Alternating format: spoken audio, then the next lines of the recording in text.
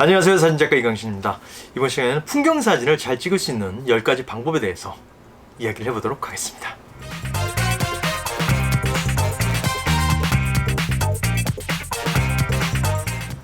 굉장히 날이 많이 추워졌습니다. 추워지고 그래서 많은 분들이 밖으로 나가 촬영하는 걸 조금 꺼려하실 수 있는 시기이기도 합니다. 하지만 no risk, no gain이라고 그러죠. 어려운 악조건 상황에서 오히려 좋은 사진을 많이 담아낼 수 있는 그런 조건이 주어지게 되는 걸 명심하시고, 춥다고 집에 하나만 계시지 마시고 밖으로 나가서 촬영들 해보시는 거를 추천을 드리겠습니다. 사실 좋은 풍경사진이라는 정의는 딱히 누가 내리고 말고 할 것도 없겠죠. 본인이 마음에 드는 사진 좋은 사진이겠지만은 그래도 이왕이면은 기본에 충실한 어떤 베이직한 요소들에 대해서 얘기를 해볼까 하는데, 풍경사진을 잘 찍기 위해서 여러 가지 방법들이 있겠지만 그 중에서 베스트 10을 제가 한번 나름대로 분석을 해봤습니다. 가장 중요한 것들 몇 가지에 대해서 얘기를 해볼까 하는데, 첫 번째는 수평을 잘 맞추고 촬영을 해야 된다는 거죠. 제가 누누이 얘기를 했었고 예전에도 한번 얘기를 했던 적이 있었는데, 수평을 맞추는 거에 대해서 굉장히 둔감하신 분들이 많이 있습니다. 우리의 눈은 고개를 이렇게 틀어도 이렇게 해도 뭐 어떤 식으로 세상을 바라보더라도 항상 수평이 일정하게 유지가 되죠. 우리의 눈은 굉장히 좋은 짐벌을 가지고 있는 거죠. 항상 수평이 유지된 상태로 세상을 바라보기 때문에 누군가 사진을 찍었을 때 수평과 수직이 맞지 않는 사진을 보게 된다면은 굉장히 뭔가 부자연스럽고 어색하다고 느낄 수밖에 없게 되는 것이죠. 그래서 수직 수평은 잘 맞춰서 촬영을 해야 되는 게 첫 번째 조건이 되는 것입니다. 그래서 항상 카메라 안에 뷰파인드의 격자를 활성화 시키시고 그 격자에 맞춰서 촬영해 주시는 게 수직 수평을 좀 잘 잡고 촬영할 수 있는 그런 팁이 될 수 있겠죠. 그리고 더군다나 가로로 선이 많은 그런 풍경 같은 경우에는 더더욱 수평에 신경을 써서 촬영을 해 주시는 게 좋습니다. 아주 그런 사소한 부분들이지만은 사진의 품질에 굉장히 커다란 영향을 미친다는 것을 꼭 명심해 주시고 촬영을 해 주시면은 훨씬 더 나은 사진을 만드실 수가 있을 겁니다. 그리고 두 번째는 포커스, 그러니까 초점에 신경을 써서 촬영을 하셔야 된다는 건데, 의외로 이 부분에 대해서 잘 모르시는 분들이 많으시는 것 같아요. 어제도 이제 제가 사진 수업을 하다가 질문을 하셨었어요. 촬영을 하면 그 느낌대로 나오지 않는다, 왜 그럴까라는 어찌 보면 본질적인 문제에 대해서 질문을 해주셨는데, 생각을 해봤더니 포커싱의 문제였어요. 일반적으로 많은 분들이 AV 모드, 그러니까 A 모드, 조리개 우선 모드로 촬영을 많이 하시죠. 조리개 우선 모드 촬영하다 보니까 반 셔터를 누르고 그 다음에 구도를 잡고 촬영을 하십니다. 그러다 보면 노출값이 바뀌어버리게 되죠. 그래서 내가 생각했던 노출값대로 나오지 않고 엉뚱한 사진이 나오게 되는 것이죠. 똑같은 장소에서 똑같은 피사체를 찍었는데 어떨 때는 밝게 나오고 어떨 때는 어둡게 나오고 그런 경우가 많이 있을 거예요. 그래서 노출 고정, 노출 보정 이런 부분들이 있죠. 아주 짧게 간단히 설명을 다시 한번 드리자면은, 노출 고정은 내가 삐릭하고 뷰파인더 안에 빨간 점, 포커싱이 된 부분의 점을 거기 노출 잡은 거를 고정시켜 준 게 노출 고정입니다. 니콘 같은 경우에는 아마 AEL, 그러니까 캐논도 소니도 마찬가지일 거예요. AEL, 그러니까 노출 고정시키는 단추가 빠져나와 있을 것이고, 캐논 같은 경우는 아마 별표가 되어 있을 거예요. 별표 부분을 누르시면 노출 고정이 되는 걸로 알고 있는데, 그 매뉴얼에서 각 카메라 브랜드별로 노출 고정시키는 법이 좀 다르기 때문에 노출 고정을 해서 촬영하시는 것들을 항상 염두에 두시고, 또 하나는 노출 고정을 하지 않더라도 뷰파인더 안에서 포커싱 포인트죠. 그 점을 이렇게 옮겨가서 내가 찍고자 하는 피사체로 그 점을 옮겨서 촬영하는 연습을 많이 하시는 게 좋습니다. 그냥 무조건 이렇게 찍고 구도를, 그러니까 초점을 잡고 구도를 바꿔 촬영하시다 보면은 미세하게 핀이 안 맞는 경우가 많이 생기게 되는 것이죠. 같은 수평선상에 있을 경우에 포커스는 맞겠죠. 하지만 약간의 차이에 의해서도 그 뎁스가 다르기 때문에 핀이 살짝 나간 듯한 느낌을 받을 수가 있습니다. 그래서 가능하다면은 뷰파인더를 보면서 포커싱 포인트를 이렇게 옮겨서 거기에 포커스를 잡고 촬영해 주시는 것을 추천을 드리고 싶습니다. 특히나 이제 그 오토포커스 쓰시는 분들이 있어요. 절대 그거는 비춥니다. 오토포커스는 진짜 절대 사용하지 않는 게 좋습니다. 아무리 카메라 기술이 발달해서 AI니 뭐니 해서 뭐 눈을 감지를 한다 뭐 한다 하더라도 분명히 오차가 있고 내 의도한 대로 촬영이 안 되는 경우가 대부분이기 때문에 그거는 안 하시는 게 좋을 것 같아요. 그리고 그 다음으로 세 번째는 펜포커스를 이해하고 촬영하시는 게 좋습니다. 아웃포커스에 대한 이야기는 지난 시간에 했었죠. 펜포커스는 초점을 잡은 부분, 그러니까 여기에 초점이 맞았다면 여기서부터 여기까지, 여기서부터 저 뒤에까지 모든 구간에 포커싱이 되는 거를 펜포커스라고 하죠. 전 구간에 초점이 맞는 걸 펜포커스라고 하는데, 특히나 이제 풍경사진의 전체를 이렇게 풍경을 보여주는 푸샷 같은 경우에는 펜포커스가 필수가 되는 것이죠. 많은 분들이 이제 풍경사진 찍으면서 조리개 수치를 몇으로 놓을지 되게 고민을 많이 하시더라고요. 물론 이제 사진 오래 찍어 오셨고 뭐 잘 아시는 분들은 그게 뭐 크게 뭐 어려운 일이야 라고 생각하실 수도 있지만은, 모르시는 분들에서 다시 한번 말씀드리자면은 조리개 수치는 조일수록 심도가 깊어지게 되는 것이죠. 물론 심도 뭐 이렇게 생각은 무슨 말인지 모르고 심도가 깊다 얕다 뭔 말인지 모르겠어 하실 수도 있어요. 그냥 그럼 다 잊으시고 그냥 조리개 수치가 높을수록 펜포커스는 잘 된다고 생각을 해보시면 됩니다. 그래서 풍경사진에 전체적으로 다 보여주게 쨍하게 사진 찍고 싶다, 그렇다면은 F8 정도를 유지하시면 좋을 것 같습니다. F8에서 F11 정도, 그 정도를 잡아주시면은 전체적으로 초점이 다 맞는 그런 와이드한 풍경사진을 담아낼 수가 있게 되는 것이죠. 그렇다고 뭐 조리개 수치를 22 막 이렇게 올려서 찍으면은 화질이 오히려 더 떨어질 수가 있기 때문에 그다지 그렇게 막 조여서 찍을 필요는 없고 8에서 11 정도로 촬영하시면 어느 정도 포커싱이 다 맞는 사진을 얻어내실 수가 있을 겁니다. 물론 망원 렌즈 경우는 좀 다르겠죠. 제가 말씀드린 일반적인 뭐 줌 렌즈죠. 2470 같은 경우나 아무래도 풍경 사진은 광각으로 찍는 경우가 많다 보니 광각 렌즈 경우에는 F8에서 F11 정도면 충분히 다 커버할 수 있는 그런 조리개 수치라고 생각을 하고, 그 정도로 촬영해 보시면은 펜포커스를 충분히 구현해내실 수 있을 거라 생각을 합니다. 망원보다는 광각 계열이 훨씬 펜포커스에 유리하다는 거는 명심하시고요. 그리고 펜포커스를 할 때 그럼 초점은 어디에 맞춰야 될까? 그렇게 질문을 하실 수도 있어요. 전체적으로 이렇게 다 초점이 맞는 거를 찍고자 한다면은 3분할법이죠. 이렇게 황금 비율로 따졌을 때 그 아래쪽 3분의 1 지점에 포커싱을 주면은 대부분 전체적으로 초점이 맞는 듯한 그런 느낌의 사진을 담아낼 수가 있습니다. 사진을 보시면은 아실 수가 있을 거예요. 조리개를 이렇게 조이고 초점 하단부 3분의 1 정도에 맞춰주시면은 뭐 정경, 중경, 원경 모두가 포커싱이 맞는 그런 사진을 담아낼 수가 있게 되는 것이죠. 자, 네 번째, 내가 촬영할 사전 촬영지에 대한 공부는 필수라고 생각을 하시면 됩니다. 내가 A라는 곳에 가서 풍경사진 찍겠다.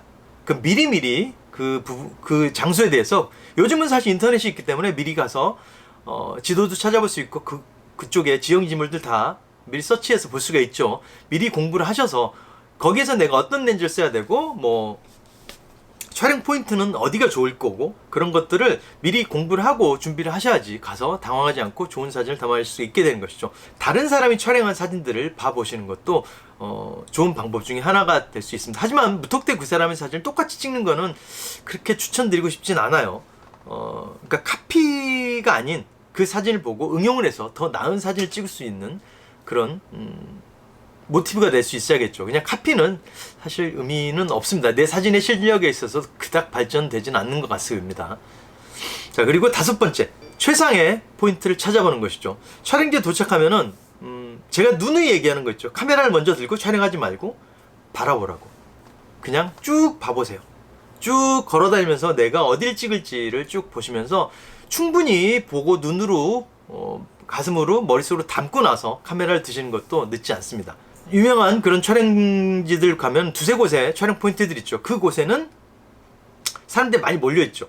비단 그 곳만이 아니라도 나만의 시선으로 바라보는 나만의 포인트들을 찾아서 촬영해 보시면은 또 색다른 느낌의 사진들을 담아낼 수 있을 겁니다. 이곳이 이런 느낌이 사진을 담을 수 있나? 그런 사진들을 담아낼 수 있을 거예요. 많은 분들이 출사를 많이 나가죠. 삼청동 같은 곳에도 대부분 카페를 찍거나 거리의 풍경들을 촬영하는데 고개를 들어서 하늘 보고 산 쪽을 바라봤을 때 전혀 다른 느낌의 삼청동을 담아낼 수도 있게 되는 것이죠. 풍경사진의 성패는 사실 이런 노력에 의해서 달라진다고 해도 과언이 아닐 수가 있게 되는 것이죠. 그리고 여섯 번째, 골든아워를 노려서 촬영하시는 겁니다. 가장 기본적이죠.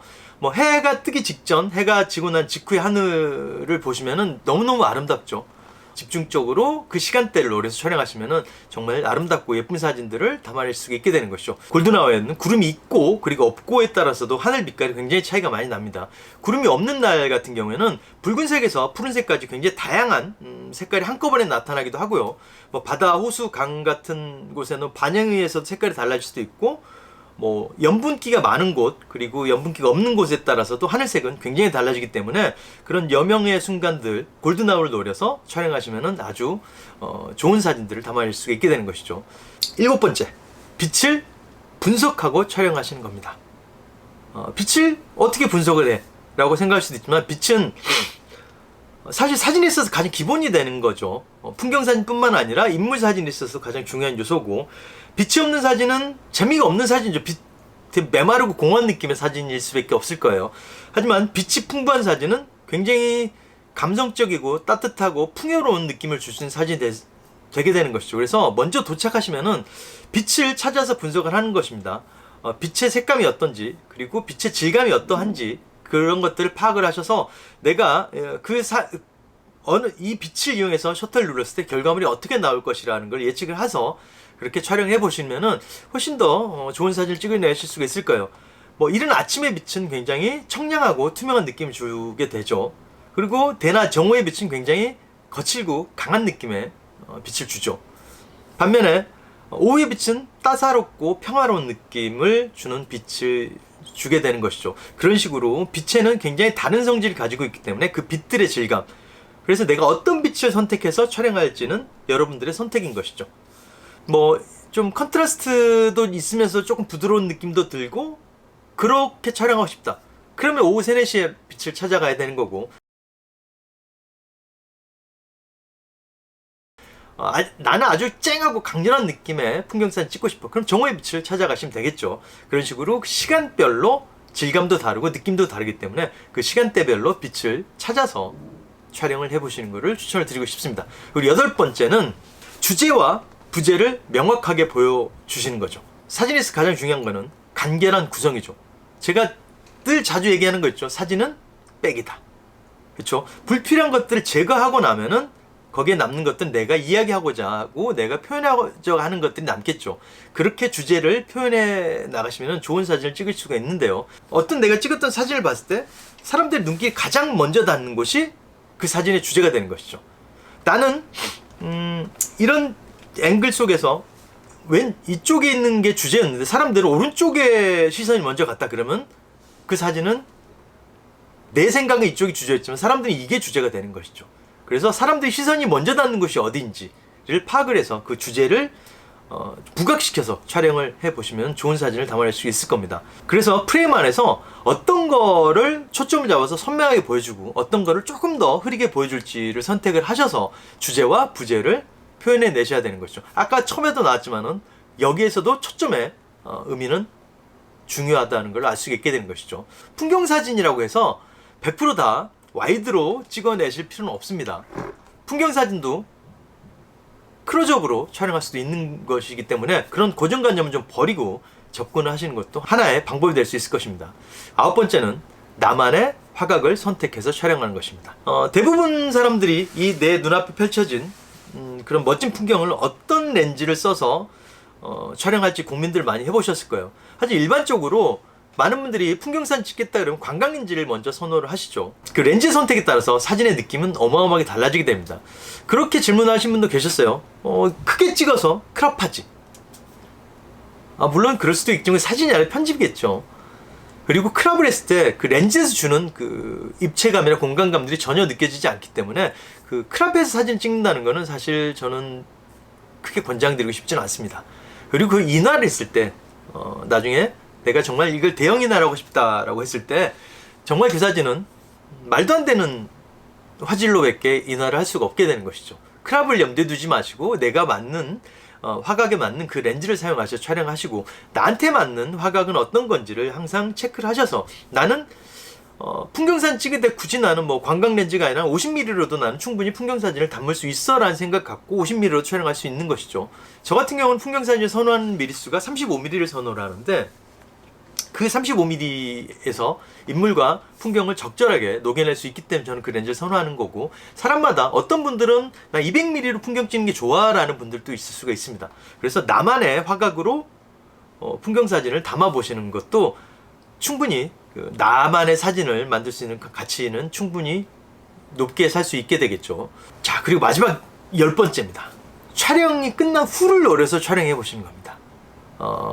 패션쇼 같은 데는 백스테이지라고 그러죠. 그런 식으로 어떤 우리가 촬영할 때 어떤 포인트를 가면 굉장히 많은 사람들이 북적북적해요. 뭐 별 궤적을 찍으러 간다든지, 새벽에 뭐 동틀 때 일출을 찍으러 간다든지, 일몰을 찍으러 간다든지, 그런 유명한 포인트 가면은 정말 사람들이 삼각대 세워놓고 바글바글 합니다. 특정한 장소에 굉장히 많은 사람들이 똑같은 렌즈를 끼워놓고 똑같은 포인트를 촬영을 합니다. 일명 그 정석대로 촬영하는 사람들이 많은 거죠. 하지만 우린 거기서 좀 벗어날 필요가 있겠죠. 그 무리에서 벗어나서 그들이 다 사라지고 난 후를 노려보시는 것도 좋은 사진을 담아낼 수가 있습니다.